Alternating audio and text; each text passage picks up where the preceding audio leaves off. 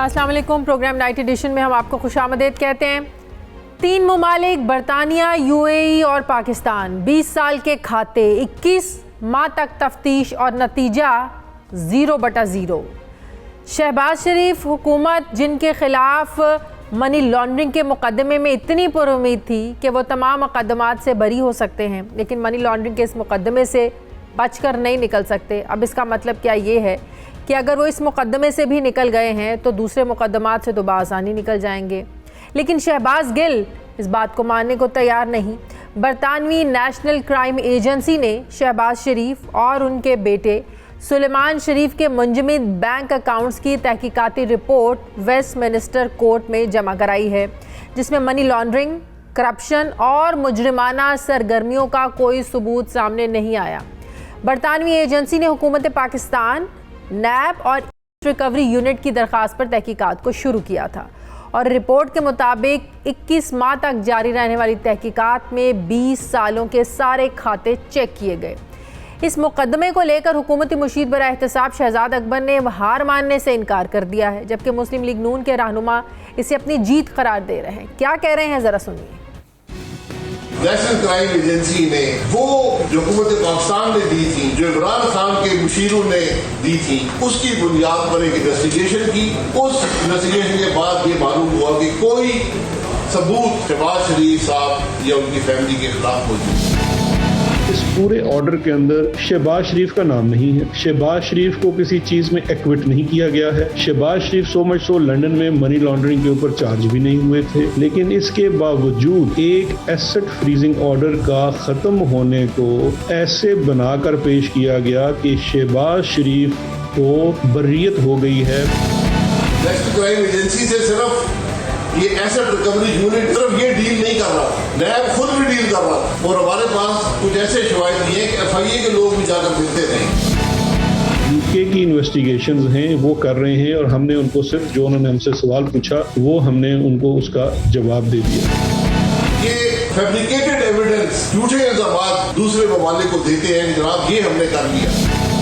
एक जाली किस्म का नैरेटिव बनाने की कोशिश की जा रही है, हकाइक को मोड़ तोड़ के, और ये भी नैरेटिव नहीं बन सकता। मुस्लिम लीग नवाज के सीनियर रहनुमाओं ने जहां प्रेस कॉन्फ्रेंस करके इन तमाम इल्जामात को फेक करार दिया है, वहीं बरतानवी अदालत के इस फैसले के बाद पाकिस्तानी एहतसाब के निज़ाम पर भी अब उंगलियां उठाई जा रही हैं। मुस्लिम लीग नून में जब 2 बयानियों की जंग में शहबाज शरीफ के बयानिए ने मरियम नवाज के बयानी पर गलबा पाया है, तब मुस्लिम लीग नून को फ़ायदा होता दिखाई दिया है।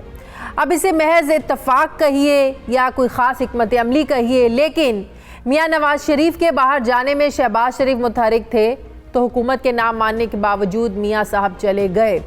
पीडीएम में मरियम नवाज एक्टिव थी तो वो टूट फूट का शिकार होकर माजी का किस्सा बन गई। ज़िमनी इंतखाबात में शहबाज शरीफ आगे आते हुए तो जीत उनकी जो है ना उनको नसीब हुई, लेकिन कश्मीर इलेक्शंस को देख लीजिए, मरियम के सामने आने से वाज़े हार उनका मुकद्दर ठहरी।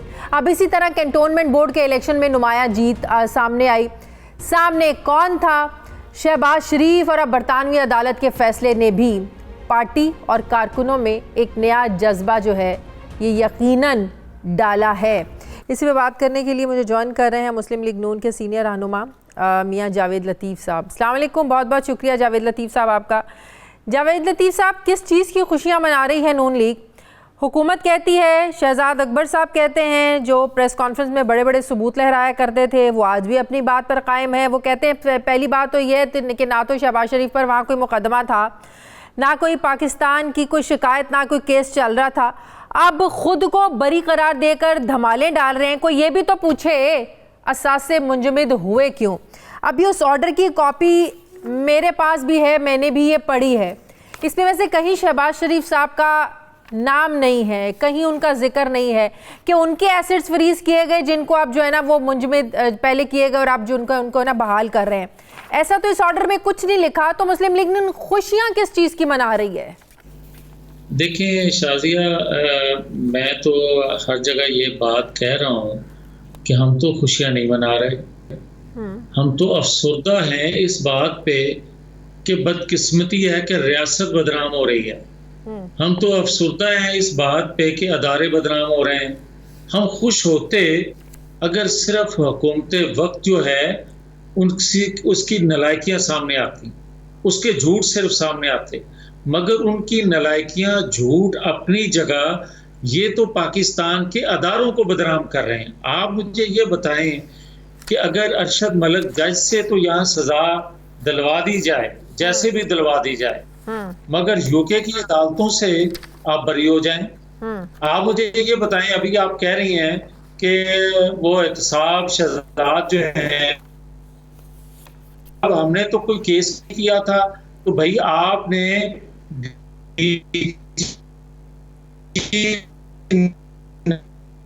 को क्यों भेजा था?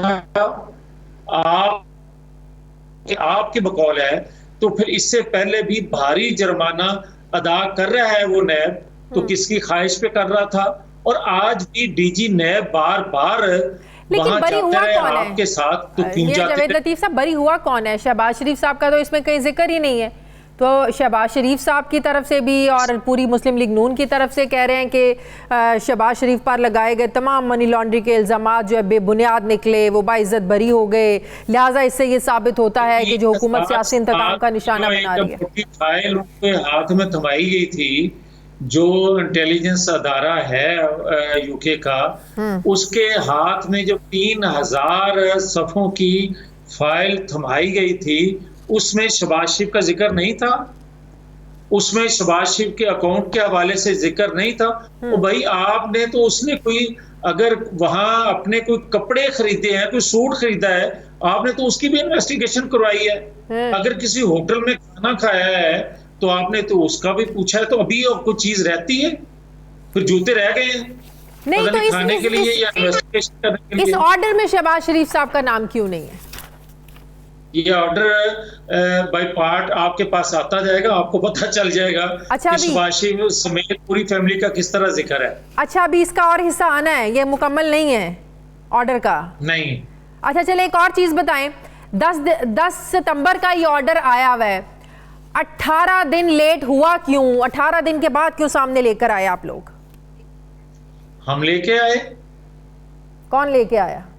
या इससे पहले हम लेकर आते थे? जो इससे पहले नैब को भारी जुर्माना हुआ वो मुस्लिम लीग नून लेकर आई। 10 सितंबर का ये ऑर्डर आया हुआ है, लेकर आते आप लोगों को तो 10 सितंबर को उसी वक्त सामने ले आना चाहिए था। जी जी शाजिया, एक सेकंड, बात मेरी मुकम्मल हो लेने दें जी। मैं आपको ये कह रहा हूं कि इससे पहले जो फैसले आते हैं उसको अपोजिशन सामने लेकर आती है, हुकूमत वक्त सामने लेकर आती है, और जो इनके खिलाफ आता है उसको फिर इसी तरह 10 दिन 12 दिन लेट कर देते हैं। मगर कोई चीज छुप नहीं सकती मीडिया की नजर से। लेकिन अगर इन्होंने उसको लेट किया, आप लोगों को तो 10 सितंबर को सामने लाना चाहिए था और इनको बताना चाहिए था कि ये हैं आप लोगों के झूठे इल्जामात, ये है आप लोगों का सियासी इंतकाम। शाजिया, मैं एक आपको बताऊं जी, बदकिस्मती है हमारी कि अगर कोई हुकूमत के अंदर या हुकूमत पर काबज, इस रियासत पर काबज हो जाए हुक्मरान की शक्ल में, उसके पास जो पावर आ जाती है तो फिर वो इंतकाम लेता है अपने मुखालिफिन से। आपने देखा कि क्या नवाज शरीफ त्यारा हाईजैकर था? क्या पाकिस्तान की अदालतों से उसको सजा हुई?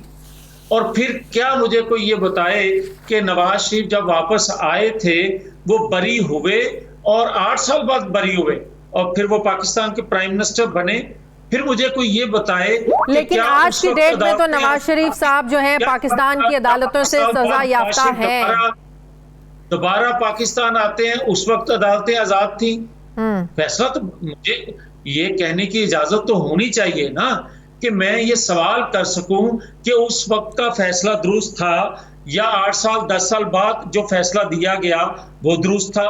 मैं हक बजानब हूं, मैं शहरी हूं पाकिस्तान का, मैं टैक्स गुजार हूं पाकिस्तान का, फिर मुझे ये हक क्यों नहीं दिया जाता कि मैं पूछ सकूं कि पाकिस्तान के किसी प्राइम मिनिस्टर से इंसाफ हो रहा है या उससे इंतकाम लिया जा रहा है? अच्छा, इसीलिए नवाज शरीफ साहब वापस नहीं आ रहे? फिर मुझे ये बताएं ना कि अरशद मलिक को वीडियो सामने आने के बाद उसको तो सजा मिल जाती है, मगर जिसको वो सजा देता है उसको आज तक बरी नहीं किया जाता। क्यों? यही मैं आपसे पूछ रही हूँ, जो बात मरियम नवाज ने भी कही कि नवाज शरीफ को पाकिस्तान के अदालती सिस्टम से यहाँ से इंसाफ की उम्मीद नहीं है, इसीलिए वो वापस नहीं आ रहे। आपने तो कुछ रोज पहले कहा था कि नवाज शरीफ वापस आ रहे हैं, कब आ रहे हैं? शाजिया एक सेकंड, अभी मैं जो आपने सवाल किया ना, मैं इसका जवाब दूं आपको। ये बात मरियम नवाज शरीफ नहीं कह रही, ये बात जवेद लतीफ नहीं कह रहा, ये बात आज का लगाया हुआ प्राइम मिनिस्टर कह रहा है। वो कह रहा है कि नवाज शरीफ को इन अदालतों से इंसाफ नहीं मिलेगा। वो तो लगा दिया जाता है प्राइम मिनिस्टर, मगर जिनके बारे में कहा जाता है और जो जवेद हाशमी बतौर पीटीआई का प्रेसिडेंट बात करता है कि इमरान खान ने मेरे कान में ये बात कही है कि नवाज शरीफ को इस तरह अब अदालतों के जरिए निकाला जाएगा। क्यों नहीं नोटिस होता जवेद हाशमी को? बुलाया जाए ना उसको अदालतों में और पूछा जाए उससे, जवेद हाशमी से, कि ये बात आपने अदालतों के मतलब क्यों कही है, फिर वो सबूत देगा। चले आप मुझे ये बता दें, नवाज शरीफ साहब इसीलिए वापस नहीं आ रहे हैं कि उन्हें सियासी इंतकाम का निशाना बनाया गया है, वापस आ भी जाएंगे तो आते उनको जेल में डाल दिया जाएगा, तो क्या फायदा उनके आने का, क्योंकि उनको इंसाफ नहीं मिलना। नवाज शरीफ को जितना इंतकाम का निशाना बनाना था वो बन गए, मगर अब नवाज शरीफ इंतकाम का निशाना नहीं बन रहे। अब पाकिस्तानी अवाम जो इंतकाम का निशाना बन रही है उससे जान छुड़ाने के लिए नवाज शरीफ पाकिस्तान आ रहे हैं। कब आ रहे हैं? नवाज शरीफ पाकिस्तान आ रहे हैं। कब आ रहे हैं? नवाज शरीफ ने अपने आप को जिस सजा के लिए खुद को पेश कर दिया, अपनी हुकूमत गंवा ली, अपनी बेटी का हाथ पकड़कर जेल काट ली, वो नवाज शरीफ इस भंवर में पाकिस्तान को देखते हुए अलग थलग नहीं रह सकते। वो इस अवाम की, इस कौम की निजात के लिए और इस घूमते वक्त के अजाब से जान छुड़ाने के लिए आ रहे हैं। ये चंद दिनों में आप सुन लेंगे कि कब आ रहे हैं। अच्छा, कोई एग्जैक्ट पता नहीं, आप अपने अंदाजे से बता रहे हैं? ये तो हर पीटीआई नून लीग का रहनुमा कहता है कि आएंगे। अच्छा, जरूर आएंगे। आप शाजिया हौसला रखें, मैं आपको सबसे पहले बता दूंगा। बिल्कुल ठीक हो। चलें एक आखिरी सवाल का जवाब दे दें। आर्मी चीफ की एक्सटेंशन को लेकर जो इख्तलाफ सामने आया है, जो बात मरियम ने की और फिर जो जवाब हमजा शहबाज ने दिया कि तो पार्टी क़यादत का फैसला था, क्या वाकई पार्टी इसमें तकसीम थी? ये शाजिया बात दुरुस्त है कि पार्टी के अंदर दो राय थी, और वो राय जो थी इस वजह से थी कि शहबाज शरीफ पाकिस्तान मौजूद नहीं थे। शहबाज शरीफ पाकिस्तान मुस्लिम लीग के प्रेसिडेंट है, वो पाकिस्तान मौजूद नहीं थे, और जो दूसरे कुलीग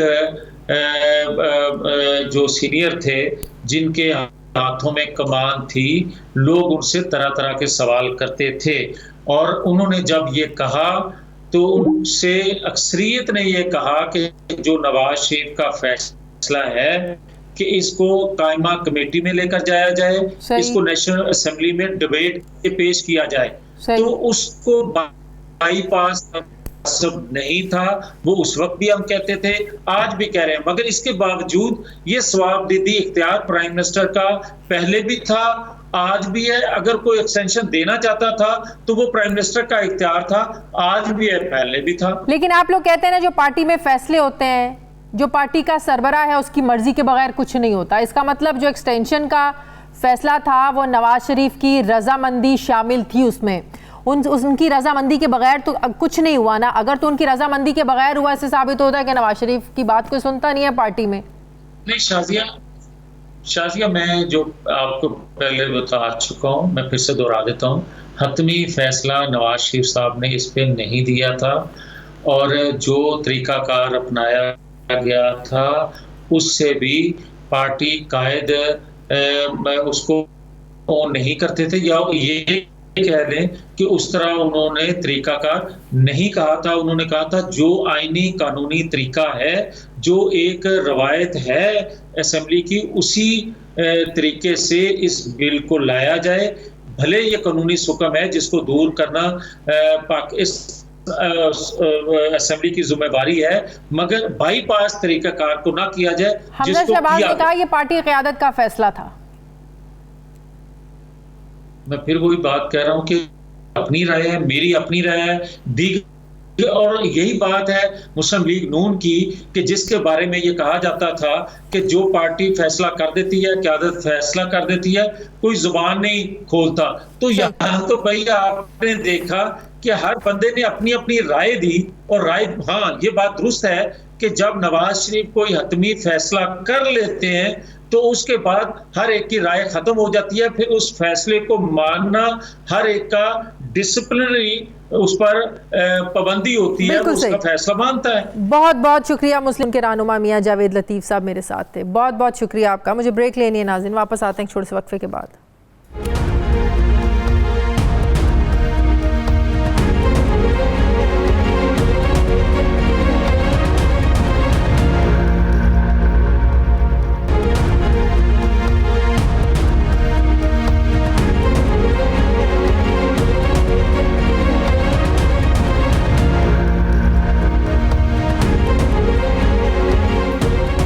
ब्रेक के बाद एक बार फिर से आपको खुशामदीद कहते हैं। पाकिस्तान तहरीक इंसाफ की रहनुमा अंदलीब अब्बास साहिबा मुझे ज्वाइन कर रही हैं। अस्सलाम वालेकुम, बहुत बहुत शुक्रिया अंदलीब अब्बास साहिबा। अंदलीब अब्बास साहिबा, एनसीए नेशनल क्राइम एजेंसी की तरफ से जो एक इन्वेस्टिगेशन वहाँ की मजिस्ट्रेट को कही गई, हुकूमत पाकिस्तान की तरफ से जो कहा गया, आज राना सनाउल्लाह एहसन इकबाल के हमरा उन्होंने प्रेस कॉन्फ्रेंस करते हुए कहा कि 11 दिसंबर 2019 को बैरिस्टर ज़िया नसीब ने हुकूमत पाकिस्तान की जानिब से ईस्ट रिकवरी यूनिट को ख़त लिखा था कि इन मनी लॉन्ड्रिंग के जो मामलात हैं, शरीफ ख़ानदान, शहबाज शरीफ और सुलेमान शहबाज के अकाउंट को इन्वेस्टिगेट किया जाए। 21 महीनों तक ये इन्वेस्टिगेशन होती रही। बहरहाल 10 सितंबर को फैसला आता है कि कुछ नहीं मिला। तो आपको नहीं लगता कि अपोजिशन का जो बयानिया कि हुकूमत सियासी इंतकाम का निशाना बना रही है, ये दुरुस्त साबित हुआ? वो कहते हैं फैसला जज अरशद मलिक को ब्लैकमेल करके नहीं लिया, ये बरतानवी अदालत ने दिया है। मेरे ख्याल है आपने शायद उनका फैसला नहीं देखा। उस फैसले में उन्होंने सिर्फ जो एनसीए है उसने सुलेमान शहबाज, पहली बात तो ये कि इनका नून लीग की इतनी हद तक हुई है, तज़ीक हुई है, ये कल से कह रहे शहबाज शरीफ को उन्होंने फ्री छोड़ दिया। शहबाज शरीफ पे तो ये था ही नहीं। ये जावेद लतीफ़ साहब से मैंने यही सवाल किया, वो कहते हैं अभी इसका कुछ हिस्सा आना बाकी है। तो वो अभी आने दे, जो अभी आया मैं आपको पढ़ के सुना देती हूँ। जी, मैं पढ़ के आपको सुनाती हूँ। मेरे पास पढ़ा, मैंने पढ़ा है पूरा। Freezing orders having been made by Westminster magistrate on 17 December for 12 months, 12 मैं, और वो उसके बाद उन्होंने कहा जुल्फिकार अहमद, और उसके साथ उन्होंने कहा है कि सुलेमान शहबाज शरीफ, इन दोनों के 2 अकाउंट्स थे जो कि फ्रीज किए गए, जो कि अब खुल रहे हैं। ना कोई इसमें ट्रायल कोर्ट हुआ कि इक्विटल हुआ, ना शहबाज शरीफ का नाम था। अगर ये चाहते हैं कि शहबाज शरीफ का नाम हो तो और बात है, आजकल इनकी आपस में बड़ी लड़ाई हो रही है। और बात ये है कि 1000 दफा अपना मजाक उड़वा सके, 1000 दफा। पहले भी मिठाइयां खा के उसके बाद पता चला कि गले के घेरा तंग हो। अभी भी बड़ी सी बात है कि इसमें शहबाज शरीफ का नाम ही नहीं है। इस सारे मामले से हुकूमत पाकिस्तान का चल रहा था, मेरे सामने फैसला पड़ा, कोई लेना देना नहीं। मेरे सामने भी पड़ा है, मैंने पढ़ा है, मैंने बिल्कुल यही सवाल उनसे किया। कहते हैं अभी इसका कुछ हिस्सा आना भी बाकी है।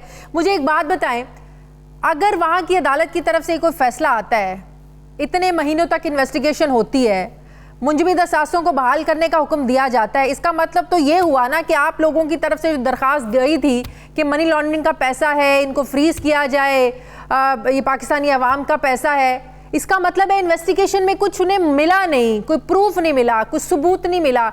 इसीलिए तो ये फैसला उन्होंने किया है कि मुंजमद असासे बहाल कर दे जाए, मुंजमद अकाउंट्स को जो है ना वो फ्रीज नहीं रखा जाएगा। वो मेरा ख्याल है आप भी उनकी जो झूठी प्रेस कॉन्फ्रेंसेस है, कोर्ट ने खुद ऑर्डर दे दिया है कि सिर्फ 2 अकाउंट्स हैं इसके। हमारे 125 करोड़ रुपए से लेकर 750 करोड़ रुपए के माशाल्लाह जो मनी लॉन्ड्रिंग है वो चल रही है, और वो शहबाज शरीफ के नाम चल रही। फिर जो बड़े भाई है, जो हेड है, जो कायद है, उनको कोर्ट ने कहा है कि जी वो मुजरिम है, वो कन्विक्टेड है, वो बददियानत है, वो बेईमान है, वो भगौड़े हैं, वो इश्तिहारी हैं, उनको वापस लाने के लिए हम एक्स्ट्राडिशन लॉज कर रहे हैं, जो पिछले 20 साल में इन्होंने किया नहीं, क्योंकि इन्होंने सब कुछ बाहर रखा होता है, यहाँ से लूटा, बाहर इन्वेस्ट किया। इन्हीं अदालतों ने नैब के बारे में जो कुछ कहा, मुझे वो दोहराने की ज़रूरत नहीं है। इन्हीं अदालतों ने नैब के बारे में ये कहा कि सियासी पॉलिटिकल इंजीनियरिंग का अदारा है। आप लोग के अपने लोग कहते रहे कि नैब की वजह से लोग काम नहीं कर रहे हैं, आप लोग खुद कहते रहे नैब की वजह से ब्यूरोक्रेसी काम नहीं कर रही है। तो ये ऑपोजिशन क्या अनोखी बात कर रही है? ऑपोजिशन भी तो यही कह रही है कि नैब के जरिए जो है ना सियासी इंतकाम का निशाना बनाया जा रहा है। देखिए, बात यह है कि ये तो एक हकीकत है कि इन्होंने 10 साल नैब खत्म कर दिया था। ये भी हकीकत है कि ये खुद ही इन्होंने चूज किए कमरुज़्ज़मान को, जिसने नैब को दफन किया।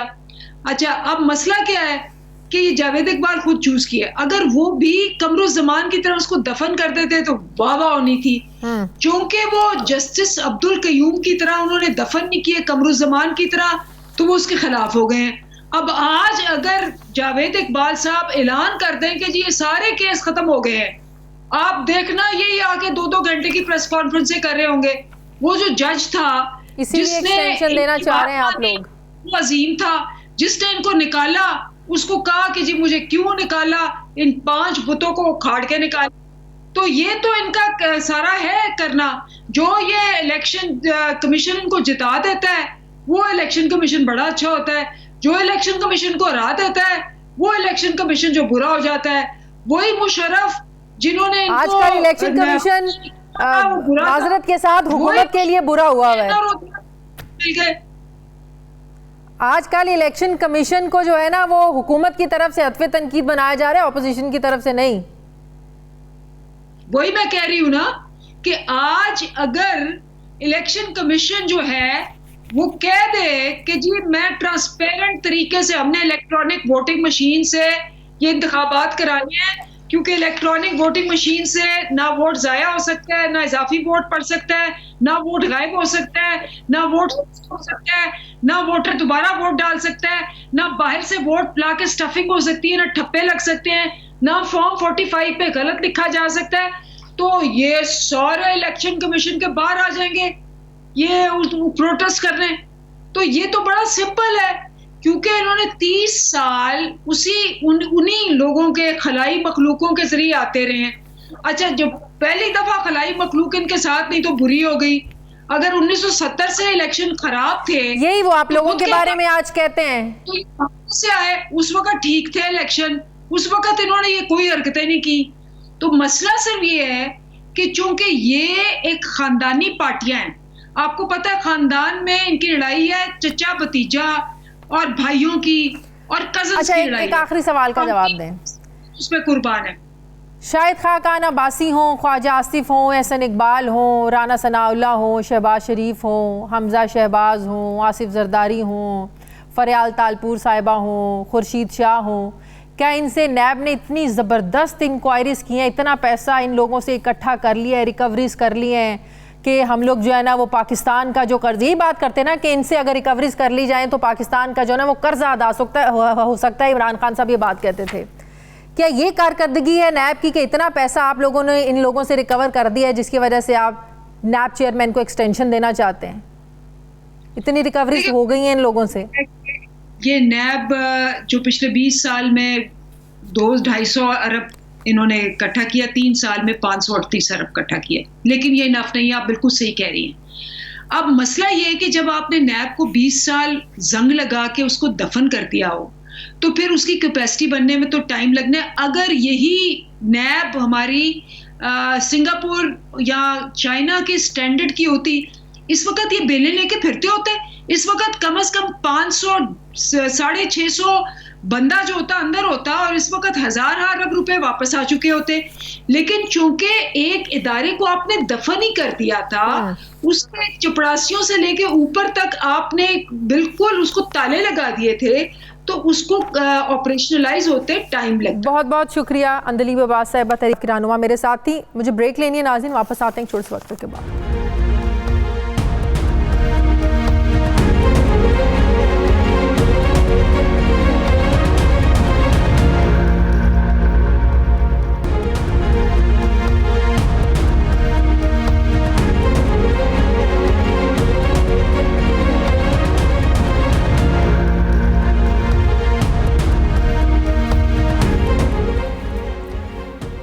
के बाद एक बार फिर से आपको खुशामदीद कहते हैं। नाजरीन, आजकल मुल्क भर में गवर्नेंस को लेकर सूबा सिंध जो है वो छाया हुआ है।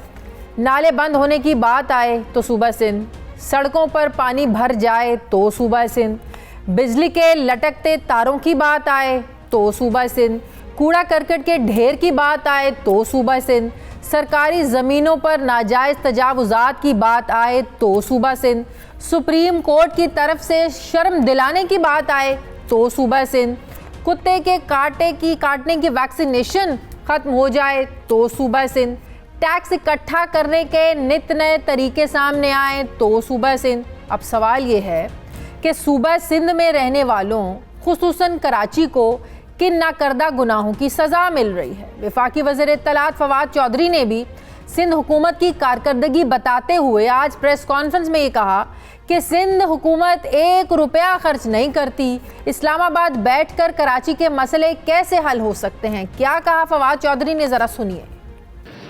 कराची में जो सिंध हुकूमत है वो 1 रुपया खर्च नहीं करती। वहां के लोग वो कहते हैं जी हमने तो पीटीआई को वोट दिया है, हमें तो आपको जो है वो हमें आपको टेक केयर करनी चाहिए। 1100 अरब रुपया फेडरल गवर्नमेंट ने उठा के कराची में और लगा दिया। लेकिन मुझे बताइए, इस्लामाबाद बैठ के कराची के मसले जो हैं वो कैसे आप हल कर सकते हैं?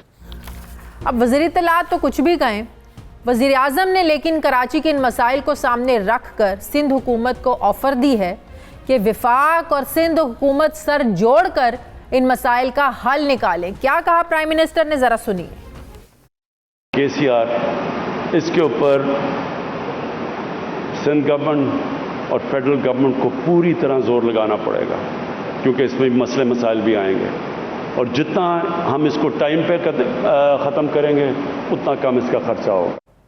अब कराची को लेकर वफाक और सिंध में ठन चुकी है। वफाक कई बार $1 बिलियन के तरक्याती पैकेज का सिंध और कराची के लिए ऐलान कर चुका है, मगर सिंध ये इल्ज़ाम लगाता है कि ये पैसे तो सिंध हुकूमत के हैं, तो वफाक दे क्या रहा है। यही इल्ज़ामात, एतराज़ात और इख्तलाफात हैं जिनकी वजह से K4 समेत कई मेगा प्रोजेक्ट्स हैं जो आज तक मुकम्मल ही नहीं हो पाए। हद तो ये है कि जिस केसीआर मंसूबे के फ़ेज़ 1 का कल वज़ीर आज़म ने इफ्तिताह किया, इसका आगाज़ 1964 में किया गया था। इसी तरह बंडल आइलैंड समेत कई बड़े अवामी प्रोजेक्ट्स हैं सिंध और वफाकी आपसी चपकलिश और सियासी मफाद की खातिर लटके हुए हैं, जिसमें नुकसान जो हो रहा है वो कराची और सिंध के अवाम का हो रहा है। इसी पर मुझे बात करनी है। मौला बख्श चांडियो साहब पाकिस्तान पीपल्स पार्टी के सीनियर रहनुमा मुझे ज्वाइन कर रहे हैं। अस्सलाम वालेकुम, बहुत बहुत शुक्रिया चांडियो साहब आपका। चांडियो साहब, हुकूमत एक ही बात करती है कि पिछले 12 सालों से आप बराजमान हैं सिंध पर, लेकिन कुछ कर नहीं पाए। आज वफाकी वज़ीर इत्तलात ने भी कहा कि पैसा एक धेला आप लोग कराची वालों पर, सिंध वालों पर नहीं लगाते हैं। प्राइम मिनिस्टर ने आप लोगों को ऑफ़र की कि आए मिलकर मसाइल का हल जो है ना वो हम ढूंढते हैं। क्या पाकिस्तान पीपल्स पार्टी हुकूमत के साथ, वफाक के साथ मिलकर कराची के, सिंध के मसाइल हल करने को तैयार है सर? हमने कभी भी ऐसी बात नहीं की कि हम कोई पाकिस्तान के वफाक से अलग हैं या मरकज़ी हुकूमत की किसी बात को मानेंगे नहीं, कोई नाफरमानी है, ऐसी हमने कभी बात नहीं की। हमारे चीफ मिनिस्टर ने, मेरे कायद ने भी, बिलावल साहब ने भी, लेकिन सिंध के चीफ मिनिस्टर ने कई बार उनको कहा, एहतजाज किया। मैं अभी नून लीग की हुकूमत फ़िलहाल तो किस्सा पारीना है, उनका नहीं जिक्र करता, लेकिन इनके यहाँ शायद इनके नक्शे में, इनके प्रोग्राम में सिंध का कोई वजूद ही नहीं है। बड़ी खुशी की बात है, प्राइम मिनिस्टर साहब ने पहली बार कहा है कि हमें मिलकर चलना चाहिए, लेकिन कुछ दिन पहले क्या वो बात ही नहीं की कि सिंध हमारे पास है ही नहीं। इन्होंने दिया क्या है? ज़रूर हिसाब लें, वो वफाक के वज़ीर आज़म हैं, हम भी उनको वज़ीर आज़म के, लेकिन दिया क्या है आपने बताया ना। 3 साल में आपकी बजटें आई हैं, बजाय किस बजट में हमारे लिए कोई मेगा प्रोजेक्ट दिया है? मैं नून लीग को भी कहता हूं, नून लीग ने भी कभी हमें कोई इतना बड़ा मंसूबा नहीं दिया, इन्होंने भी कोई मंसूबा नहीं दिया। लेकिन चले उनके लिए तो कोई बात तस्वीर, ये तो बहुत बड़े। अब केसीआर पर काम हो रहा है, वो तो इस हुकूमत को क्रेडिट नहीं जाता। नहीं, बिल्कुल नहीं। केसीआर इनके जमाने की बात नहीं है, ये पराए स्कीम पर प्लेट लगाने की बात है। ये बहुत अरसा पहले हुआ है, लेकिन हालिया करीबी दिनों में चीफ जस्टिस सुप्रीम कोर्ट ने जो नोटिस लिया, उसके बाद इसका तज़किरा हुआ और वफाकी हुकूमत एक्टिव हो गई कि नहीं, अभी कोर्ट का ऑर्डर है। लेकिन ये तो उससे पहले का हुआ है, कई साल पहले ये शुरू किया गया। फिर हमारे चीफ मिनिस्टर मुराद अली शाह साहब ने वजीर आज़म को लिखा कि वो इसको जो हमारा प्रोजेक्ट है चाइना और पाकिस्तान का उसमें आना चाहिए, सीपेक में उसमें आना चाहिए। ये तो इन्होंने ढकोसला किया है, लेकिन मुंह से कम वजीर आज़म साहब के निकला तो सही कि सिंध के मसले पे सूबे और हम मिलकर कोई काम करें। इनकी तस्वर में नहीं है। फहद हमारे जो आप वजीर इत्तलात हैं, 18वीं तरमीम के बाद बहुत से मसाइल जो है ना उनको क्या जवाब दूं? उनकी किस बात, एक मिनट से आप फवाद चौधरी साहब को क्या जवाब दूं? पाकिस्तान में किसी आदमी किसी सियासी पार्टी से पूछे, उनकी बात को सच मानते हैं? उनको सवाए गलत बयानी करने के और कुछ भी नहीं। हमें बताएं पैसे कहां दिए, कौन सा मनसूबा दिया, हमें बता दें, हम जवाब देने को तैयार हैं। कहते हैं आपके पास अपना जो सूबाई बजट होता है उसमें से आप लोग आवाम के लिए क्या लगाते हैं? ज़ाहिर है 18वीं तरमीम के बाद बहुत से तमाम खुद मुख्तार हैं। बिल्कुल सही है, बिल्कुल सही बीबी, बिल्कुल सही। पर हमारे इस जमाने में जो कराची में काम है वो आकर देख ले, जो कराची की शाहराहें बनी है, जो ओवरहेड ब्रिज बने हैं, वो आकर आप देख लें। इन्होंने तो K4 के लिए 10 बार कहा है, एक बार 1 रुपया भी नहीं दिया। हम पैसे खर्च कर रहे थे। इन्होंने सिंध के जो शाहराहें अब हैं कभी नहीं थी, तो आकर थरपार कर देख ले। मेरा शहर हैदराबाद आकर देख ले, इस हुकूमत ने जो काम किया कराची में। लेकिन कराची अब ग्रीन लाइन, एक ही बात आप करेंगी ना, मसला सिर्फ हमारा ग्रीन लाइन तो नहीं है। कराची के लोगों का मसला पानी बहुत है, सड़कों का मसला बहुत था, वहां बिजली का बहरान है। अगर सिंध में देखे लोड शेडिंग की हालत, वफाक ने किसी भी हालत में सिंध के साथ कोई रियायत नहीं की, न कभी उनकी बड़ी बेहतरी। लेकिन देखें ना, विफाक इनिशिएटिव लेता है, नाले भी साफ करवाता है, लेकिन 12 सालों के बाद सिंध के अवाम तो आपसे पूछेंगे ना कि ज़रा सी बारिश की वजह से जो है ना वो कराची डूबना शुरू हो जाता है, जगह जगह पानी खड़ना होना शुरू हो जाता है, लोग मरना शुरू हो जाते हैं। अभी अल्लाह बना दे। लेकिन आप बताएं, इस्लामाबाद तो आइडल शहर है, अब उसके 2 सेक्टरों में सैलाब की सूरत हाल क्या हो गई?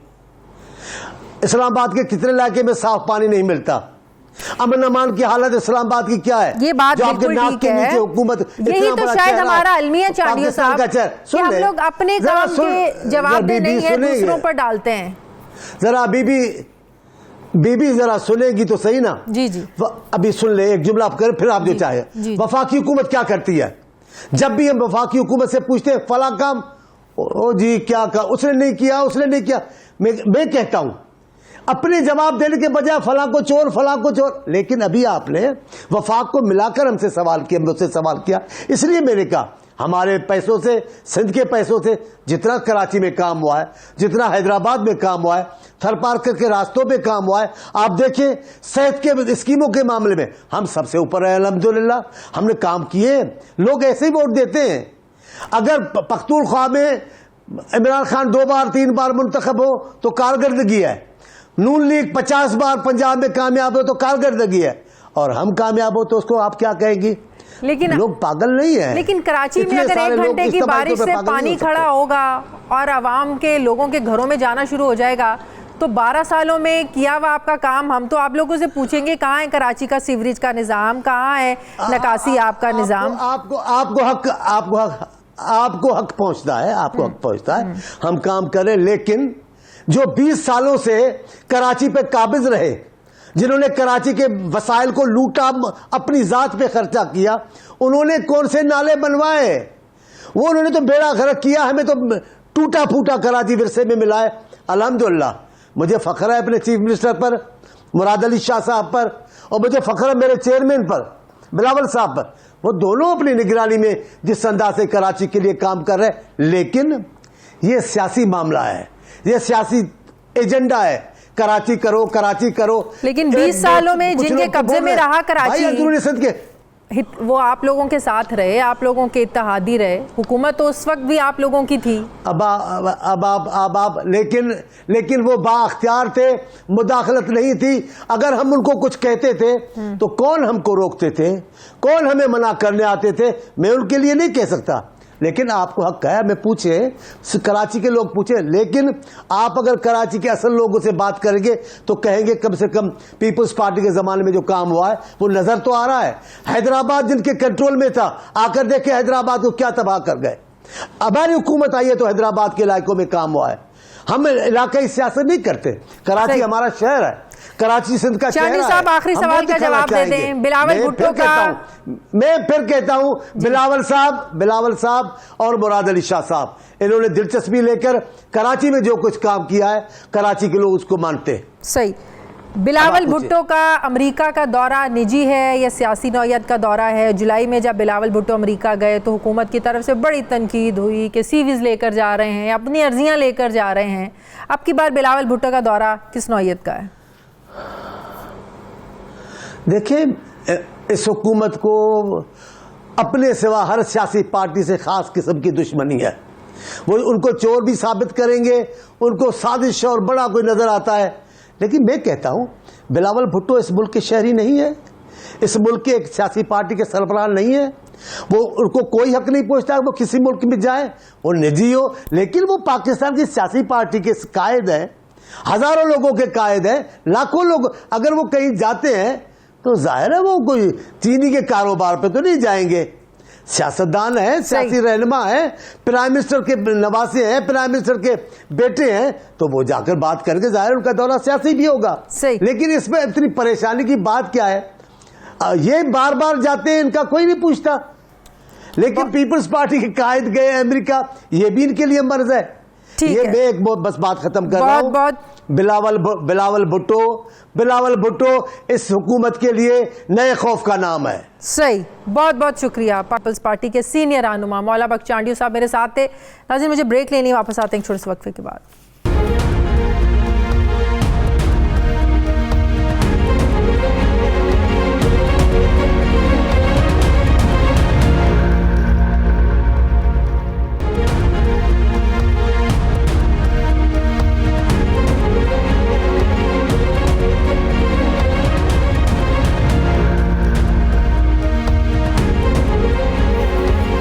ब्रेक के बाद एक बार फिर से आपको खुशामदीद कहते हैं। सीनियर सहाफ़ी तज्ज़ियाकार मज़हर अब्बास साहब मुझे ज्वाइन कर रहे हैं। अस्सलाम वालेकुम, बहुत बहुत शुक्रिया मज़हर अब्बास साहब आपका। मज़हर अब्बास साहब, कराची के सिंध के मसाइल पिछले 12 सालों की कहानी छेड़ लें तो पाकिस्तान पीपल्स पार्टी को ही ज़ाहिर है कसूरवार भी ठहराया जाता है, सवाल भी उन्हीं से पूछे जाते हैं। अगर आप बात करें KSR मंसूबे की, कोई नया नहीं है, 1964 का मंसूबा है। ग्रीन लाइन को नया मंसूबा नहीं है, ये भी पुराना मंसूबा है।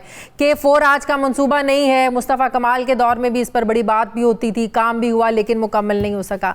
आज अगर तहरीक इंसाफ के दौरे हुकूमत में ये काम हो रहा है, आप देखिए ग्रीन लाइन की 40 बसें वहाँ पर पहुँची, ये क्रेडिट तहरीक इंसाफ को जाता है?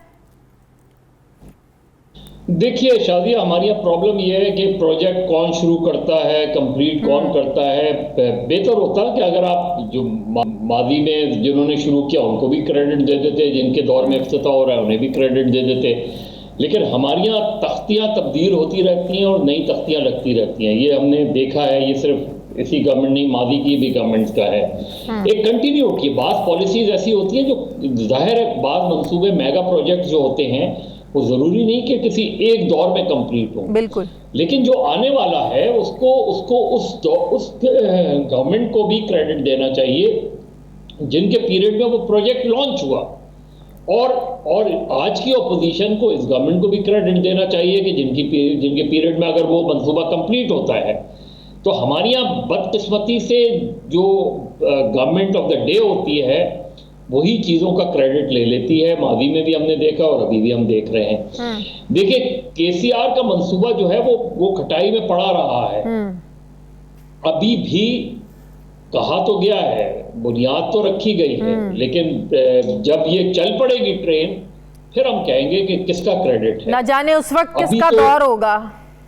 मैं वही कह रहा हूँ कि हमारे यहाँ यही प्रॉब्लम है कि हमारी चूंकि एक नेशनल कंसेंसस नहीं बनता चीज़ों के ऊपर, इसलिए ये होता है। अभी मैं मौला बख्श चांडियो साहब की बात सुन रहा था, अच्छा होता अगर वो साथ होते, वो इस सवाल का तो जवाब देते कि कराची में ट्रांसपोर्ट क्यों नहीं आई पिछले 12 साल से, कोई पब्लिक ट्रांसपोर्ट क्यों नहीं आई है कराची में।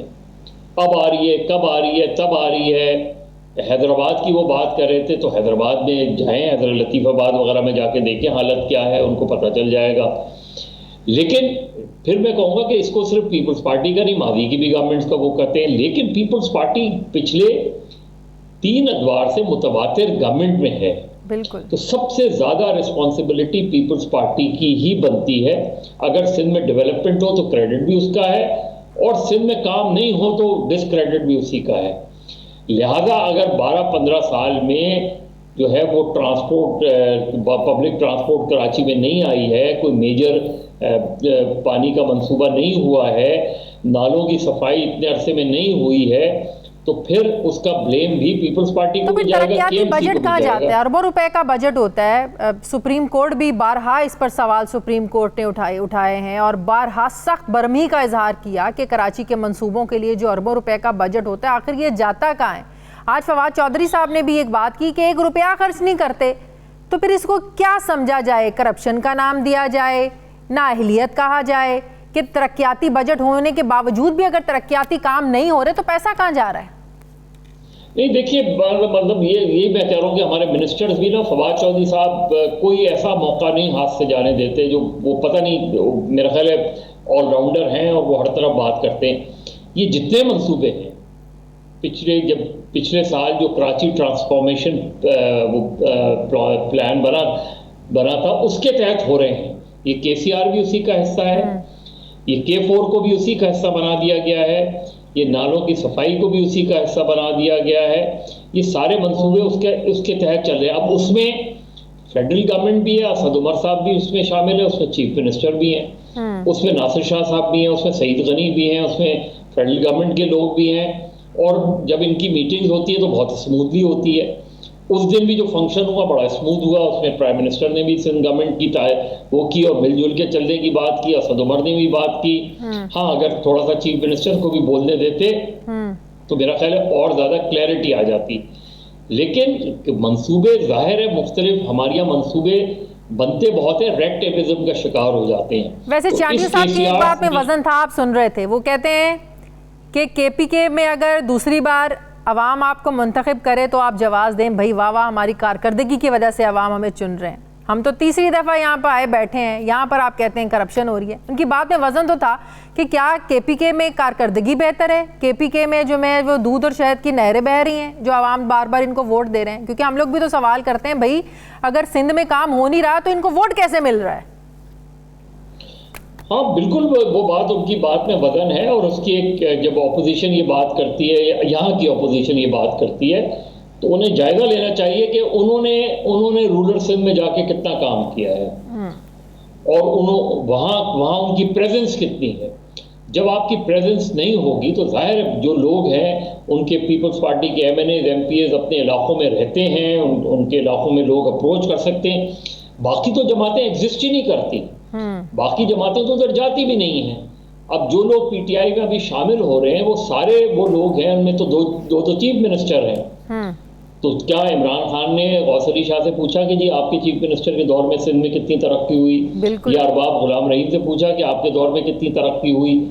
तो मेरा ख्याल है उसके बजाय PTI को अपने जोरे बाजू पे जाके इत्तेहादी बनी हुई है। क्या आपको लगता है उन्होंने उनसे पूछा होगा इत्तेहाद में शामिल करने से पहले, भाई पहले आप लोग बताएं आप लोगों ने हाल क्या किया कराची का? लेकिन ये कहना कि बिल्कुल खत्म नहीं हुआ, नहीं, कुछ सड़कें जिस तरह चांडिया साहब कह रहे थे, अलबत्ता ये जरूर है, मैंने फिर कहा कि अगर वो मेरे साथ होते तो मैं बताता, जो अच्छी सड़कें बनी हैं वो पिछले 1.5 साल में टूट गई हैं, जिन पे करोड़ों रुपया खर्च हुआ है। जाके यूनिवर्सिटी रोड देख लें, यूनिवर्सिटी रोड जिस तरह बनी थी अब भी बहुत अच्छी है, लेकिन तोड़ दी गई, टूट गई। सीवरेज का निजाम अपडेटेड क्यों नहीं है? अब परसों की बारिश के बाद ही आप कराची का हाल देख लें, लोगों के घरों में पानी दाखिल होना शुरू हो जाता है, कराची डूबता हुआ नजर आता है। अगर मैंने कहा ना कि शहर बहुत प्लान तरीके से बनाया गया था, उसके नाले बहुत अच्छे हुआ करते थे और वो उसमें फ्लो जो होता था वो बहुत अच्छा होता था। लेकिन जब आप इंक्रोच कर देंगे नालों पे बिल्डिंगें खड़ी हो जाएंगी, मकानात बन जाएंगे, ये सारा काम तो उस वक्त की MQM भी जिम्मेदार है इसकी, बिल्कुल, और पीपल्स पार्टी की सिंध गवर्नमेंट भी जिम्मेदार है। इन दोनों को कराची के मेस का कम से कम 60% शेयर लेना चाहिए। कि 60% ये लोग जिम्मेदार हैं और पिछले 12-13 साल की टोटल जिम्मेदारी पीपल्स पार्टी की है, क्योंकि वो पिछले 13 साल से बहुत ज़्यादा मजबूत तरीके से वहाँ हैं। वो कोशिश अपने चाहिए, वो कोशिश भी कर रहे हैं, अंडर पासेज भी बन रहे हैं, लेकिन अंडर पासेज या फ्लाईओवर उस तरह नहीं बन रहे जिस तरह बनने चाहिए। ये सिर्फ पैसा खर्च हो रहा है बगैर किसी प्लानिंग के, इंतहाई इनकॉम्पिटेंट तरीके से बनाया जा रहा है। और ये देखिएगा ये काम नहीं आएगा, क्योंकि इसमें इतना ज़्यादा खराब कारकर्दगी है इसकी, और इसकी जो तामीर हो रही है, हर जगह तो इंक्रोचमेंट है, हर सर्विस रोड पे तो इंक्रोच्ड है सर्विस रोड, तो फ्लो ऑफ ट्रैफिक इसीलिए नहीं होता। तो मुझे नहीं पता कि ग्रीन लाइन चलेगी तो कितना फायदा होगा, सर्कुलर रेलवे चलेगी, अगर ये चल गई पिछले 2-2.5 साल, अगले 2-2.5 साल में, तो मेरा ख्याल है पीटीआई को उसका सियासी फायदा होगा। जब पीपल्स पार्टी अगर ट्रांसपोर्ट ले आती है, बसें ले आती है, तो कुछ इलाकों में बिल्कुल फायदा होगा। बहुत बहुत शुक्रिया सीनियर सहाफ़ी तज्ज़िया अज़हर अब्बास साहब मेरे साथ हैं। नाज़रीन, प्रोग्राम का वक्त खत्म हो गया, फीडबैक ज़रूर दीजिएगा, अपना ख्याल रखिएगा, मुझे इजाज़त दीजिए, अल्लाह हाफ़िज़।